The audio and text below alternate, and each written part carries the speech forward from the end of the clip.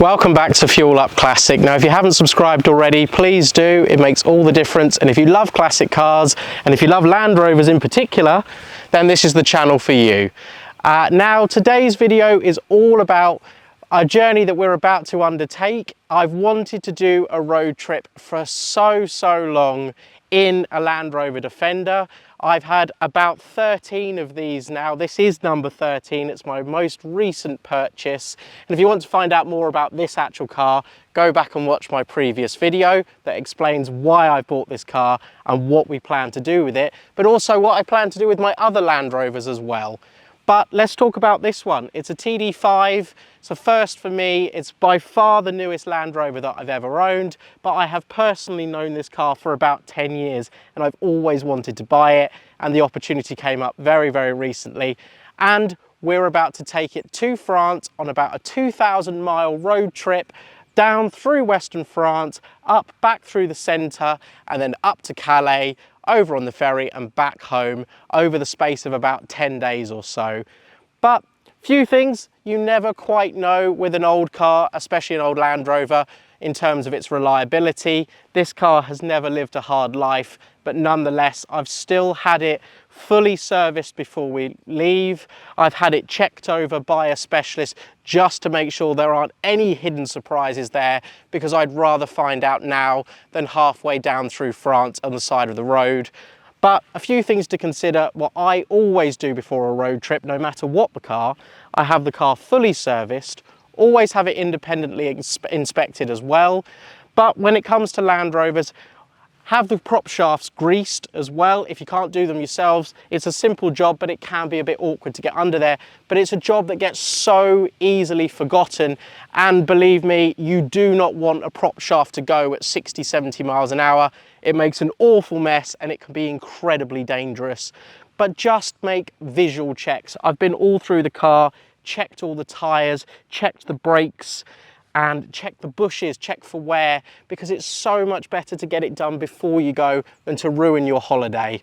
So luckily this car's come back with a clean bill of health. We've got fresh oil in the engine, coolant's all been changed for nice fresh coolant, and fingers crossed, and there's definitely an element of luck within this, that we have no hiccups along the way and we enjoy every single mile in this Defender.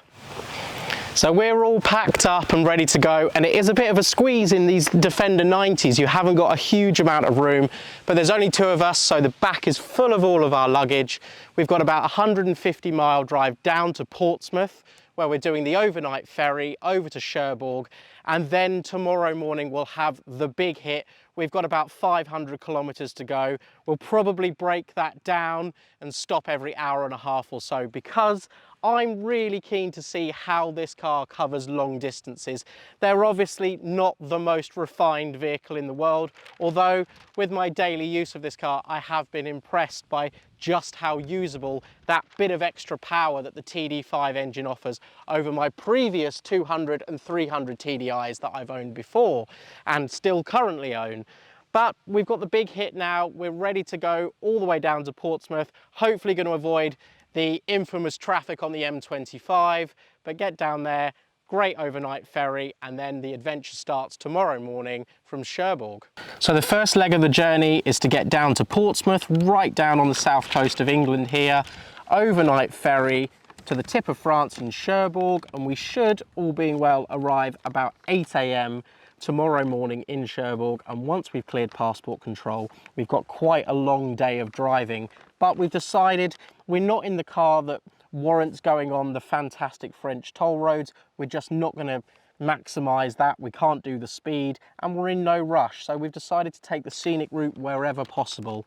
And we'll come out of the port. We're going to take the D971 all the way down here, down towards the outskirts of Rennes, probably stop there for a little bit of a break. And then we've heard about this little hidden gem of a car museum. It contains about 400 cars.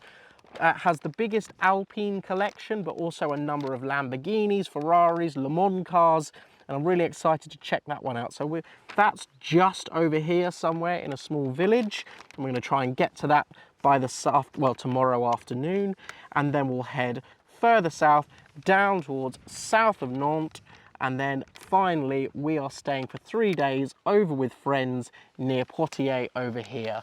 So quite a considerable distance in one day. It's about 500 kilometers.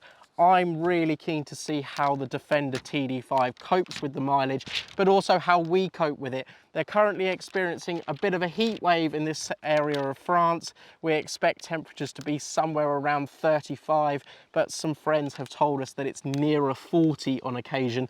We've got no air conditioning in the Defender whatsoever. I did look into an aftermarket kit to have it installed, but it's extremely expensive. So we've got all the vents open, all the windows open, and hopefully we're not going to melt on our way down, and hopefully the car behaves itself and copes absolutely fine with the distance.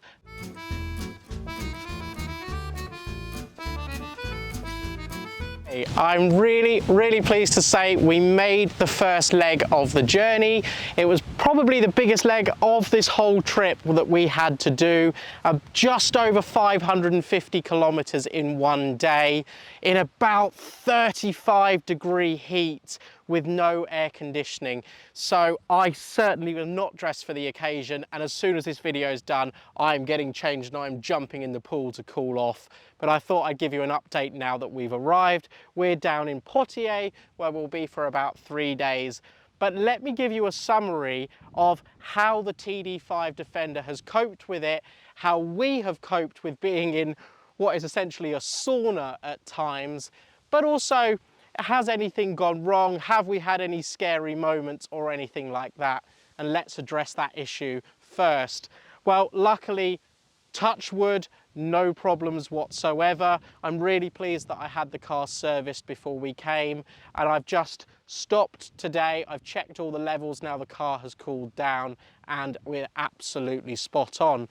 But the thing I've been most impressed about with this TD5 Defender, and I know I keep saying it's a much newer Land Rover than I've ever owned before. I've had everything from the old non-turbocharged Land Rover 90s and 110s of the early 80s, all the way through to the 200 and 300 TDIs, which I have in my 110 and also in my Discovery. And they're fantastic engines, but they are quite agricultural. And at times, especially on the motorway, you do find them a bit of a struggle, and you find yourself only having really ever enough power to be in with the lorries, which is frustrating. You can't overtake.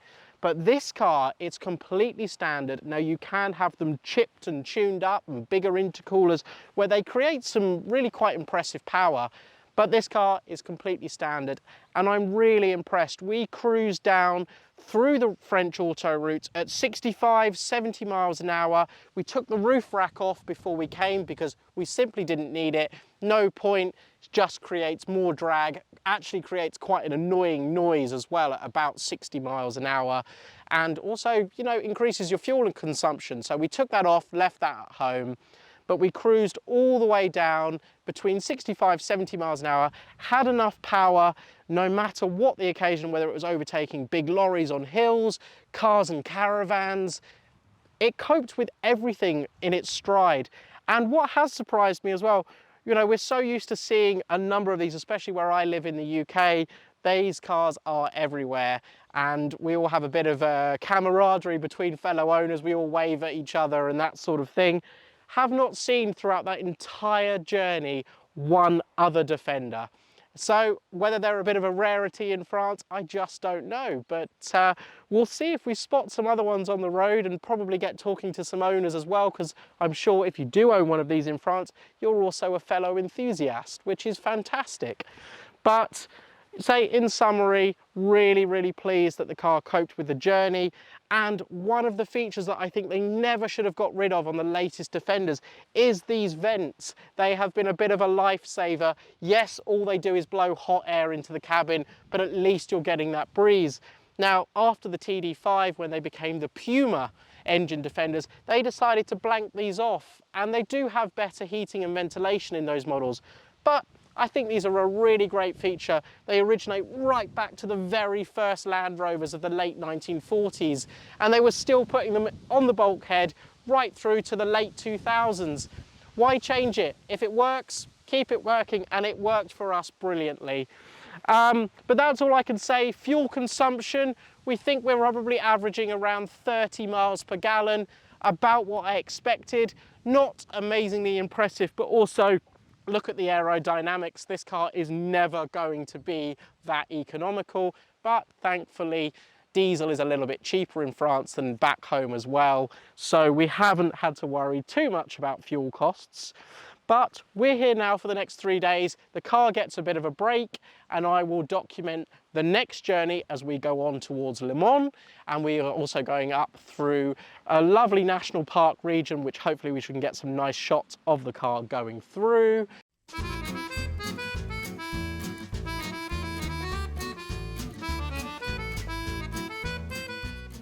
So you're joining us on day 7 of our French road trip. We've covered just over 1,000 miles so far, so I thought it was time for an update.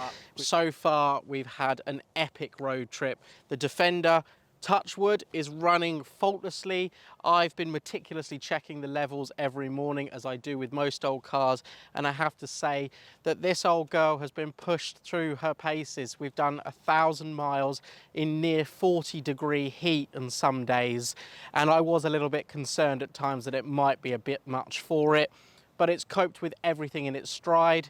We've just been taking our time. We average around 50-55 miles an hour, which seems to be exactly where this car's happy. And luckily, it's about where you want to be on some of the French back roads as well in terms of speed. So we haven't felt like we've been holding anybody up. And perhaps surprisingly, I really wasn't expecting this at all. We're averaging around 36 miles per gallon now, which, considering what this car is pretty fantastic. So overall, still really impressed with this car and how it's performing.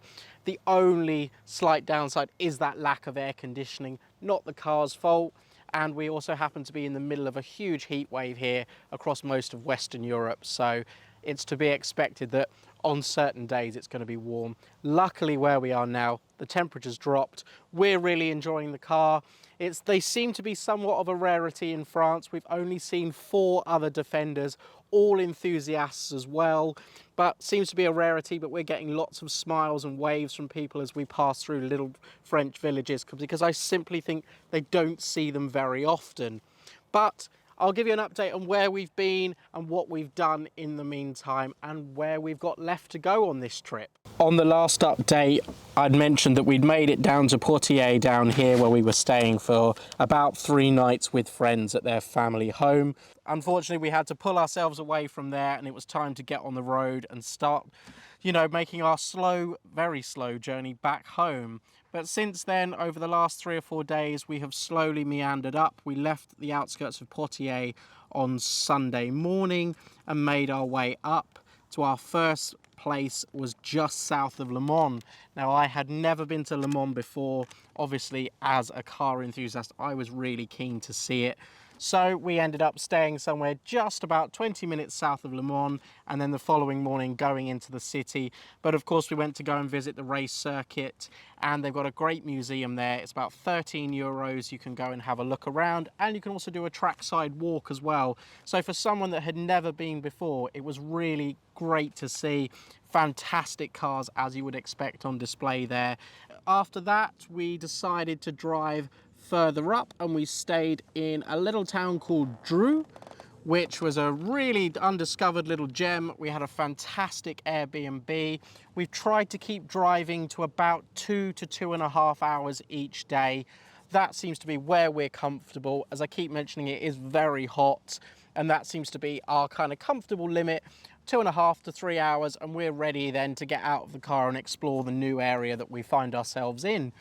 And then currently we are at Chateau Gallard, just up here. We've just stopped for lunch, come down quite a windy dirt track just to have a bit of a scenic spot for lunch. And we've just had somebody come past and want to talk to us about the car as well, which is something we're finding on and off on the trip as well. People are quite intrigued as to what this bright red Land Rover is doing in certain parts of France. And then after that, we are tonight heading to our accommodation just south of Rouen. Now, one thing that has been flagged up, as is happening across most European cities now, is they have just rolled out a low emission zone. Now, we've only just discovered this.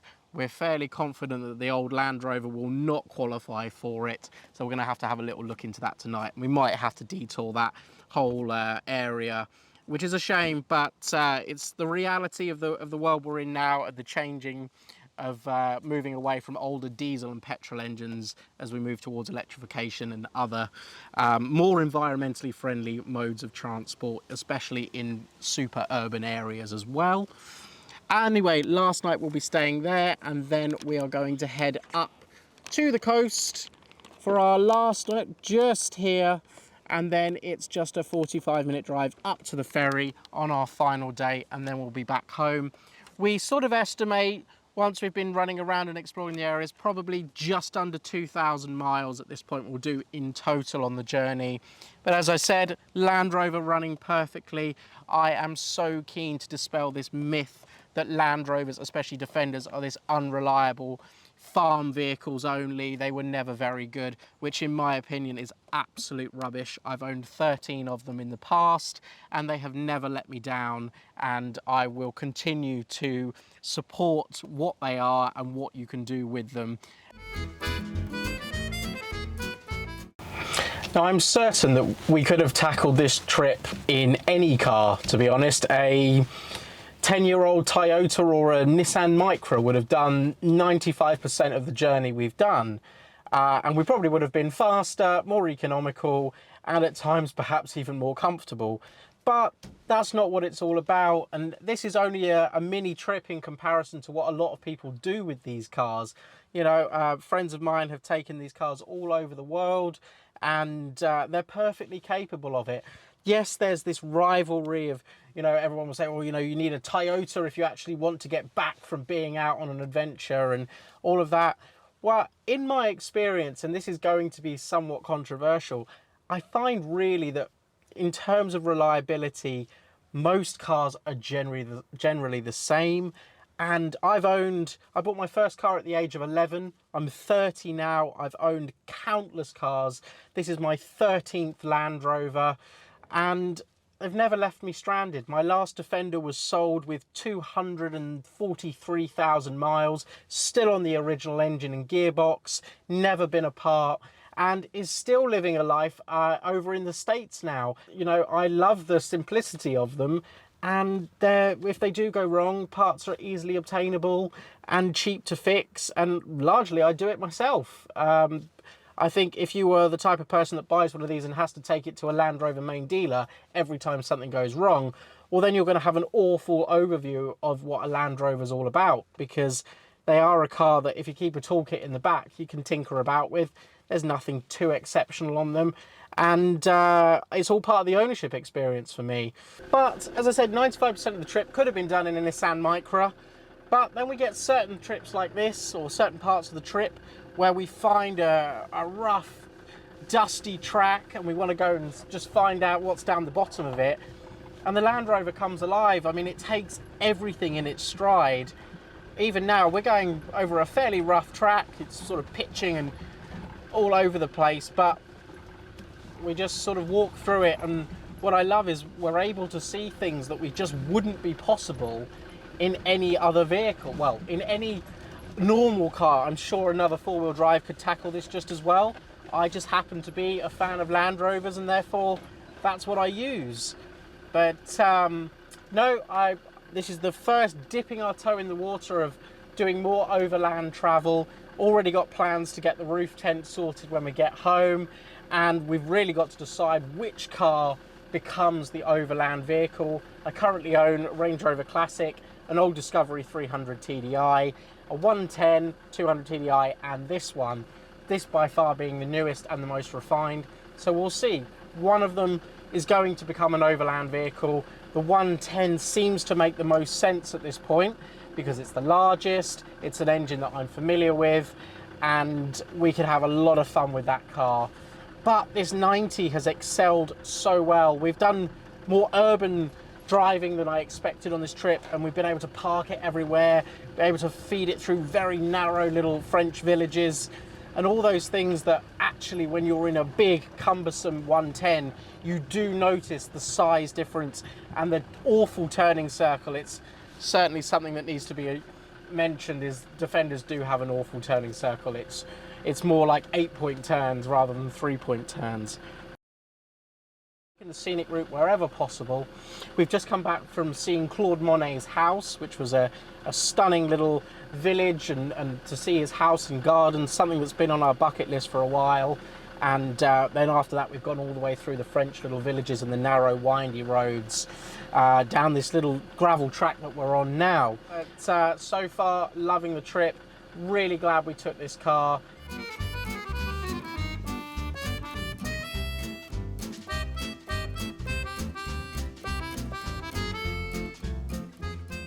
So you joined me back in the UK for this last part of the video. We've been home for a few days. Last part of the journey, nothing particularly exciting about filming Calais, quick ferry across to Dover, and then a 2.5-hour drive back to where I live in the UK. But what I can say, Defender handled everything in its stride. We had loads of fun on this trip, and I've really gelled with this car. As you can probably tell, I'm a huge Land Rover Defender fan anyway. I don't think that they're the most perfect car in the world. They're certainly not. They have their quirks, they have their characteristics, but I certainly am not one of those people that think they're terrible cars that break down all the time. They're only suitable for pottering around the farm.